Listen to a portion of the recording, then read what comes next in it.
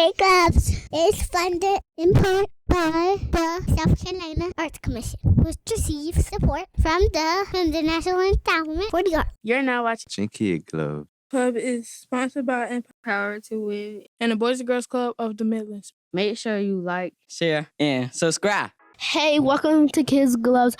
Today we are interviewing Dr. Jermaine Johnson. Dr.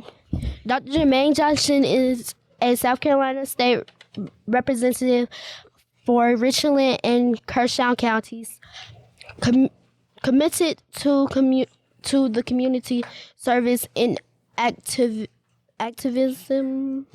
Raised in challenging circumstances, he earned a basketball scholarship to the College of Charleston. Later, after earning advanced degrees, he found New Economic Beginnings Foundation, a nonprofit. Jermaine also owns Dream Team Consulting and teaches at Midlands Technical College, active in South Carolina politics.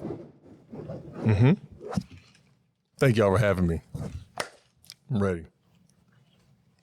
Okay. Is the tattoo on your arm of your kid's name?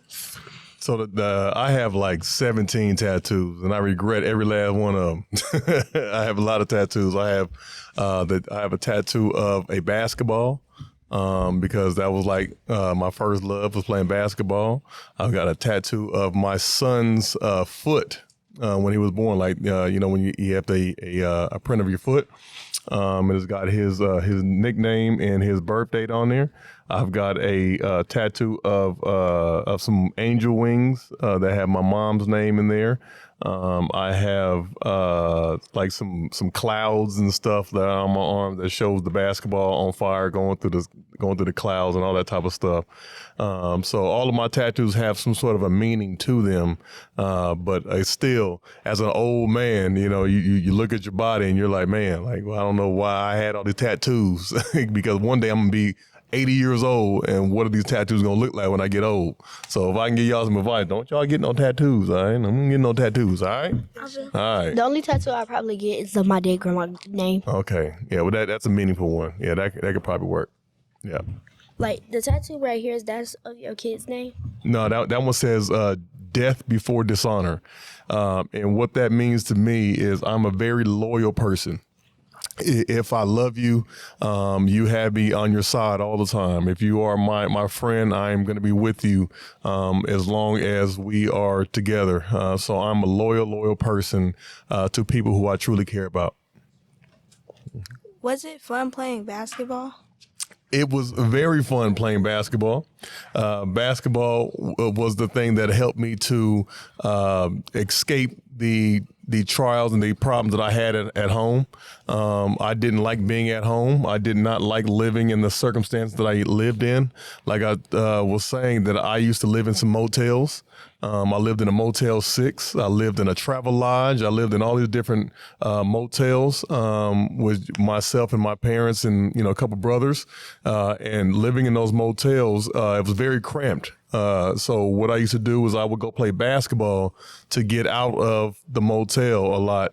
And when I went to go play basketball, I really fell in love with it and I got good. So basketball was a place where I could really become myself and put all my anger out there on the basketball court. So I love basketball.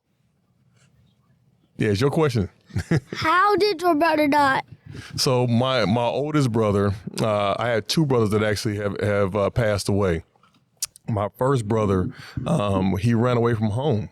And when he ran away from home, somebody who he said was his friend actually killed him. And we still have those problems to this day. And then my other brother, he actually died in a car accident with 4 other of my friends. So it was 5 people total that died in a car accident together. And that's why I retired from playing basketball the year that my older brother passed away. I play in a couple of leagues for adults, and I'm still good, and I can still dunk. I can still dunk the basketball as an old man. And my son, my 5-year-old son, is about to be playing basketball in a league now. So I'm about to be coaching him up in at the ECYBL league down at Kaufman Road Park. So I'm gonna teach. You're gonna be playing in that. You might be on my team. I'm going there. You might be on my team, bro. All right. And if you're on my team, listen, I make people run. All right. Yeah. All right. I'm serious about that. All right. So, but listen, I'm gonna be playing some basketball. My son's gonna be playing some basketball, and I'll be coaching in that league also. How did you learn to speak Spanish? I learned to speak Spanish by living in Mexico. So when I lived in Mexico for about 6 years after I graduated from college, and everybody around me spoke Spanish and nobody spoke English. So I had to learn I bought a dictionary that was English to Spanish, and I translated all the words that I utilize in English into Spanish, and then I started putting the phrases together. And I had some teammates that would correct me anytime I made a mistake with my Spanish. So whenever I made a mistake, they would say, no, this is how you say it. And then it kind of stuck with me. And I knew I was fluent in Spanish because one night I went to sleep and I had a dream in Spanish. And I was wondering, I was like, why am I having a dream in Spanish? And that's how I knew that I was fluent in Spanish, when I started dreaming like that. So I would start reading children's books in Spanish, and I would watch movies in Spanish. I would read, I was sing karaoke in Spanish and all those types of things. And people are still surprised that I can speak Spanish. Did you play against Steph Curry's team once? I did. I played against Steph Curry's team. So when I was at the College of Charleston, we played my senior year, and we actually beat him 2 times. We beat him 2 times in my senior year of college. And y'all don't remember this, but when he was ready to go to the NBA, that year he didn't even get to go play in the NCAA tournament because we beat him.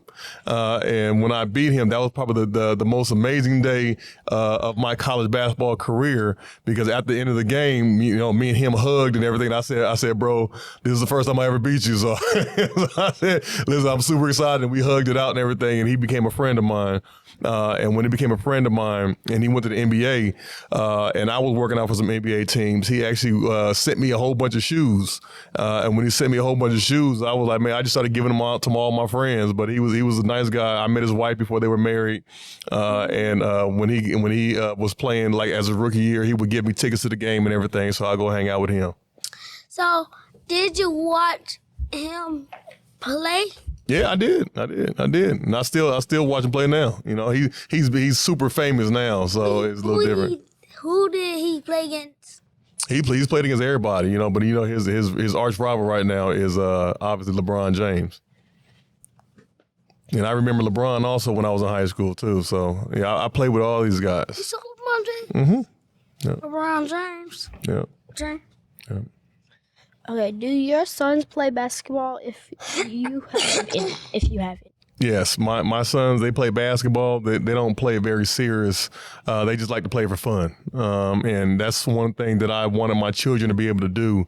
I wanted my children to be able to play sports and have fun and just be children, because at a young age, I had to be an adult. I had to be pretty much raise myself a lot and take care of myself. So I wanted my children to be just children. I don't want them to have to worry about problems and situations and money and things like that. I just wanted my kids to be able to just be kids. And I hate that when children have to grow up really, really fast. I don't want you all to ever have to be concerned about what you're going to eat, or or if you're going to have electricity on your house, or, whether your mother or your father's coming home. I want you all to just be children. And that's one of the things that I take very much pride in, is having my children to just be children, to not have to worry about adults' problems and concerns and things. I want y'all to just be children. You have enough time in your life to be an adult. You have enough time in your life to be concerned about problems. I want you to be worried about boys and girls. I want you to be worried about your grades. I want you to be worried about toys. I want you to be worried about sports and going out and hanging with your friends. I don't want you to be worried about other stuff. Thank you for watching Clear the Club. Like and subscribe and follow. That's right. I appreciate that. We will certainly like and subscribe and follow.